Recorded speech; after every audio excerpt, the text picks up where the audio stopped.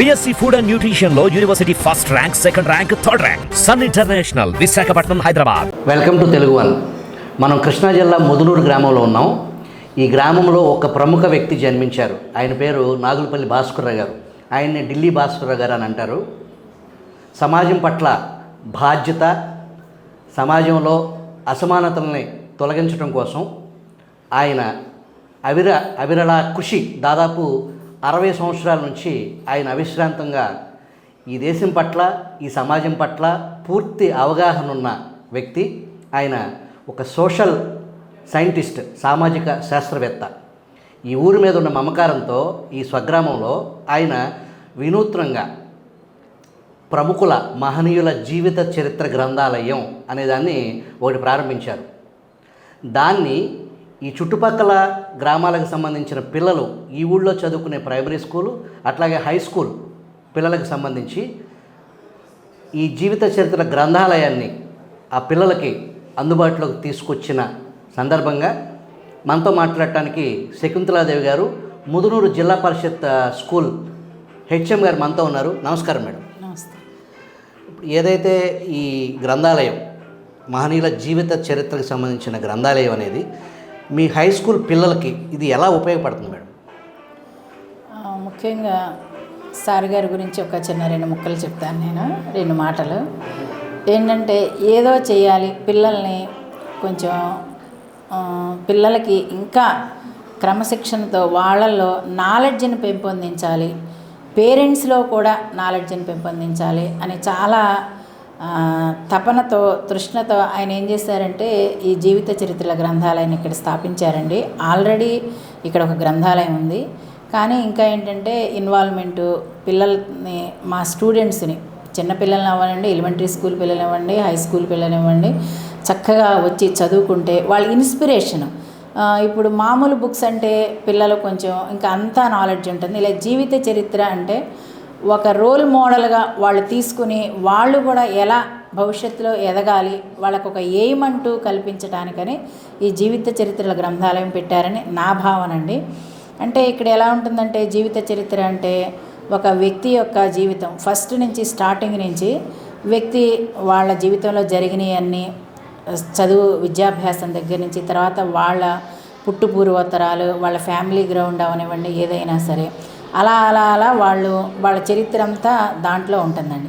అట్లాగే కొంచెం విద్యార్థులు కూడా అంతా జీవితం అంతా పూల పాన్పే కాదు, ముళ్ళబాట కూడా ఉంటుంది. అయినా సరే దానిని పూల పాన్పుగా ఎలా తయారు చేసుకోవచ్చు, ముందుకు ఎలా ఎదగవచ్చు, ఏ రకంగా ఎట్టి పరిస్థితుల్లోనైనా, ఎటువంటి పరిస్థితుల్లోనైనా మనం జీవితాన్ని ఛాలెంజింగ్గా తీసుకుని ఇంకా భవిష్యత్తులో ఎదగవచ్చు అనే దానికి ఆయన తపనతో పిల్లలకి ఇక్కడ చాలామంది జీవిత చరిత్రలు ఉంచితే గనక వాళ్ళకు ఉపయోగకరంగా ఉంటుంది అనే భావనతో పెట్టారని నేను భావిస్తున్నానండి.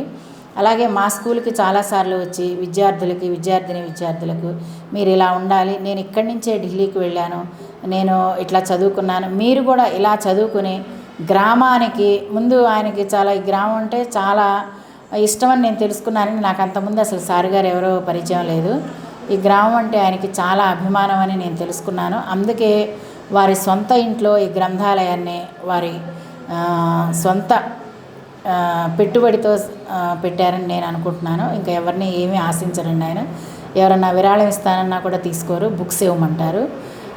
అట్లా ఏంటంటే విద్యార్థులకు కానీ, ఇంకా దాని ద్వారా పేరెంట్స్కి కూడానండి, విద్యార్థులలో కొంచెం వాళ్ళ వయసు స్వభావరీత్యా వాళ్ళల్లో ఇంకా ఎదగటానికి కొంచెం పరిస్థితులు అనుకూలించవు అనేది కారణంతో వాళ్ళ తల్లిదండ్రులను కూడా ప్రేరేపిస్తున్నారండి. మీరు ఒకసారి రండి, మా గ్రంథాలయంలో బుక్స్ చూడండి, చదవండి, మీ పిల్లలతో చదివించండి అనేది పేరెంట్స్ నుంచి కూడా ఎంకరేజ్మెంట్ తీసుకొస్తున్నారు. మా స్కూల్కి కూడా వచ్చి మీరు పేరెంట్స్ మీటింగ్ పెడితే మమ్మల్ని కూడా ఇన్వైట్ చేయండి అమ్మా, నేను కూడా పేరెంట్స్కి చెబుతాను అనేది కల్పిస్తున్నారండి. అయితే మెయిన్ ఏంటంటే, ఈ జీవిత చరిత్ర గ్రంథాలయం పెట్టాలని ఆయనకి ఎందుకు అనిపించిందో నాకు తెలియదు, కానీ గ్రామము బాగుపడుతుంది, ఎడ్యుకేషన్ పరంగా ఏదైనా కొంత నేర్చుకుంటే, అంటే అంతకుముందు ఉన్న పరిస్థితులు వేరు, ఇప్పుడు పరిస్థితులు వేరు. అప్పుడు ఏమీ సౌకర్యాలు లేకపోయినా మేమందరం ఎంతో కష్టపడి చదువుకున్నాము. విద్యార్థులకు ఇప్పుడు ఇంకా కొంచెం చదువు విలువ కానీ, లేకపోతే క్రమశిక్షణ కానీ ఇలా కొంచెం లోపిస్తుంది. ఏదైనా సమాజం లో అని చెప్పేసి ఆయన ఇలా తీసుకురావాలని, మార్పు తీసుకురావాలని అనుకున్నారేమో అని నేను అనుకుంటున్నానండి. కాకపోతే ఏంటంటే ఈ బుక్స్ గ్రంథాలయం అనేది చక్కగా ఇప్పుడు ఒక లైబ్రరీయన్ కూడా పెట్టారండి ఆయన.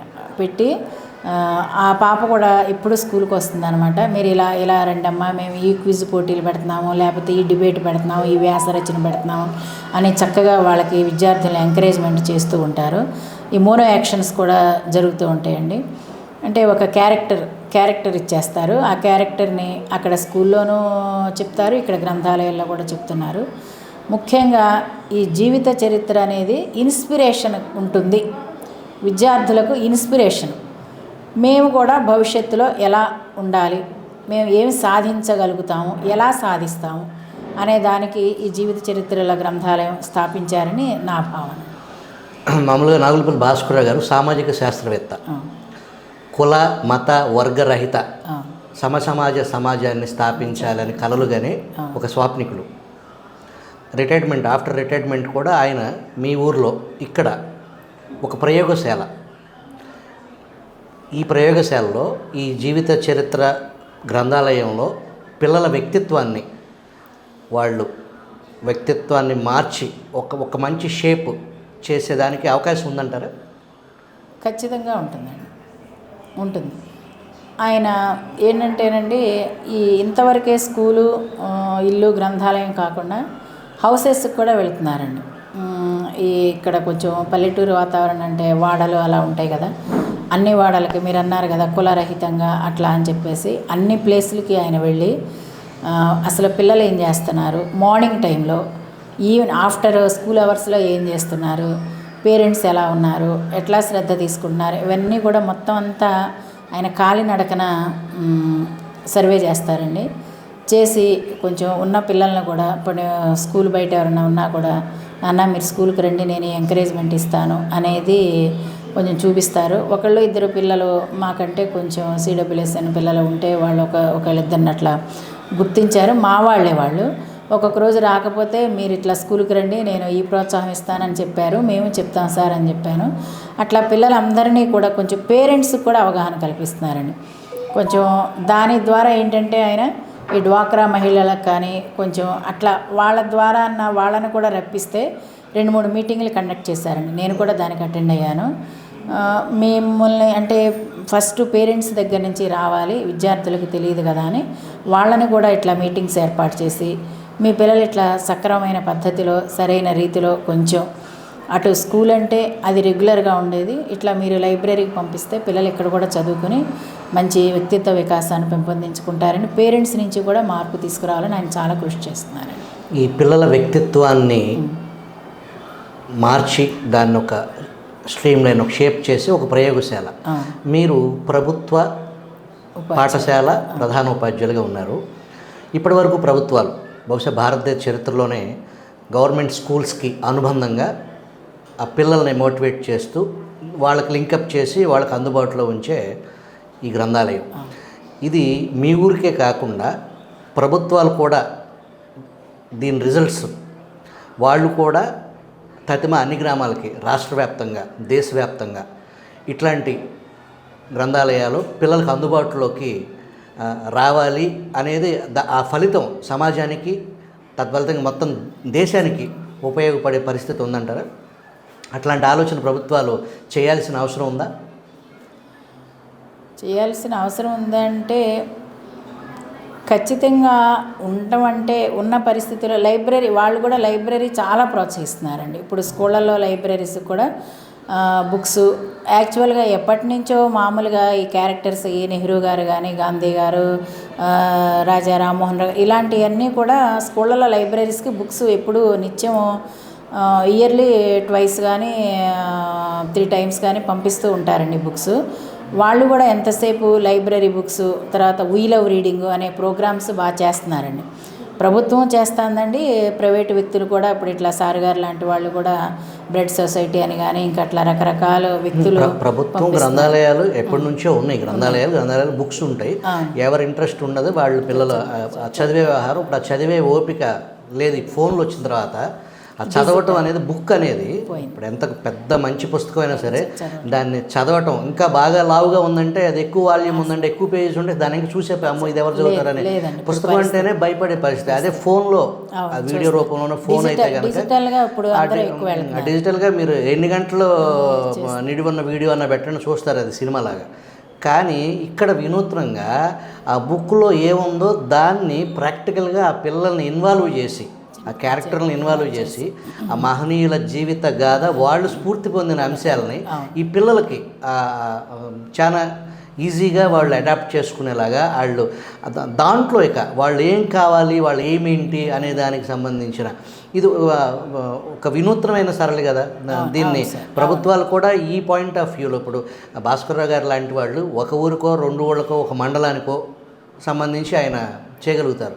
ప్రభుత్వాలు ఇన్వాల్వ్ అయితే దీన్ని పిల్లలకి మరింత ముందుకు తీసుకెళ్లే అవకాశం ఉంటుందని నా భావన. మీరు ఏకీభవిస్తారా? ఏకీభవిస్తారు అంటే ఏదైనా మంచి కోసం ఏది చేసినా అది ఉపయోగపడుతుంది సార్. ఏది చేసినా ఇది కూడా ఒక మంచి పద్ధతి.